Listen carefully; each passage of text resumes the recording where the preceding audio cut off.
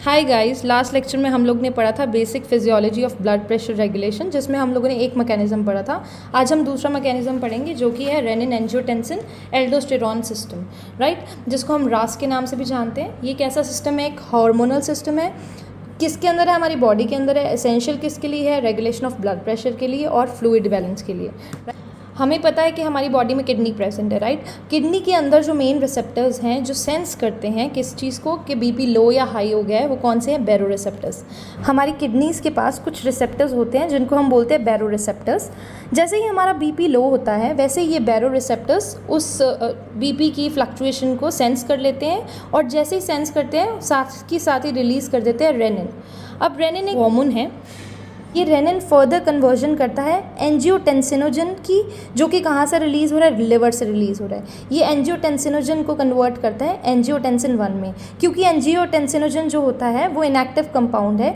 वैसे ही ये भी इनएक्टिव ही होता है अपने नेचर के अंदर। तो हमारे पास एक और तरह का एंजाइम होता है जिसको हम बोलते हैं ACE, that is known as angiotensin converting enzyme. ये हमारे लंग्स में प्रेजेंट है। तो जब हमारे पास एंजियोटेंसिन 1 सिक्रीट हो जाता है या एंजियोटेंसिन 1 कन्वर्ट हो जाता है जब भी, तो ये क्या करता है? हमारी ब्लड स्ट्रीम में घूमता है और फाइनली किसके पास पहुंच जाता है? लंग्स के पास। इस लंग्स में क्या रिसाइड कर रहा है? कौन बैठा हुआ है? एस बैठा हुआ है। तो इसके एस की प्रेजेंस के अंदर एंजियोटेंसिन 1 जो है वो एंजियोटेंसिन 2 में कन्वर्ट हो जाता है। जैसे ही ये एंजियोटेंसिन 2 फॉर्म होता है वैसे ही जो सिंपैथेटिक एक्टिविटी है वो क्या हो जाती है? इंक्रीज हो जाती है।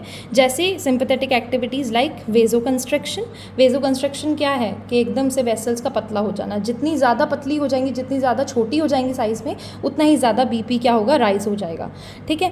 वैसे ही नेक्स्ट आता है कौन सा? Aldosterone level. जैसे ही एड्रीनल कॉर्टेक्स से जैसे ही एल्डोस्टेरॉन ज़्यादा बढ़ेगा वैसे ही क्या हो जाएगा? सोडियम और वाटर की रिटेंशन ज़्यादा चालू हो जाएगी। हमारी जो नेफ्रॉन्स हैं वो सोडियम और वाटर को क्या करेंगे? ज़्यादा रिटेंशन करने, ज़्यादा रोकने लगेंगे। अब बॉडी के अंदर अगर सोडियम लेवल ज़्यादा बढ़ जाता है तो क्या हो जाता है? बीपी एकदम से रेज कर जाता है। तो अब लेट्स सपोज हम लोग मान लेते हैं कि during the time of hypertension हम लोग क्यों मना करते हैं कि किसी को कि सॉल्ट की कंजम्पशन कम करो? इसी वजह से करते हैं क्योंकि अगर जितना ज़्यादा अमाउंट ऑफ सोडियम प्रेजेंट होगा उतना ही ज़्यादा अमाउंट ऑफ वाटर की रिटेंशन होती रहेगी। ठीक है। इन फैक्टर्स की वजह से बीपी इंक्रीज़ हो जाता है। अब ध्यान रखना है कि जो बीपी है वो किसी का इंक्रीज़ हो रहा है, मतलब बीपी बढ़ रहा है फाइनली जाके, और हमारे को एंटी हाइपरटेंसिव्स देने हैं, मतलब ऐसी ड्रग्स जो बीपी को ना बढ़ने दें। तो हम मेन क्या कर सकते हैं यहाँ पे? हम जो ये एस एक्ट कर रहा है एंजियोटेंसिन कन्वर्टिंग एंजाइम, जो ये कन्वर्जन कर रहा है इनएक्टिव एंजियोटेंसिन 1 से लेके एंजियोटेंसिन 2 तक, हम इसको बीच के प्रोसेस को रोक देते हैं। अगर हम इसको रोक देंगे तो यहाँ से ना तो ये एंजियोटेंसिन 2 में कन्वर्ट होगा और ना ही फाइनली बीपी को राइज करेगा।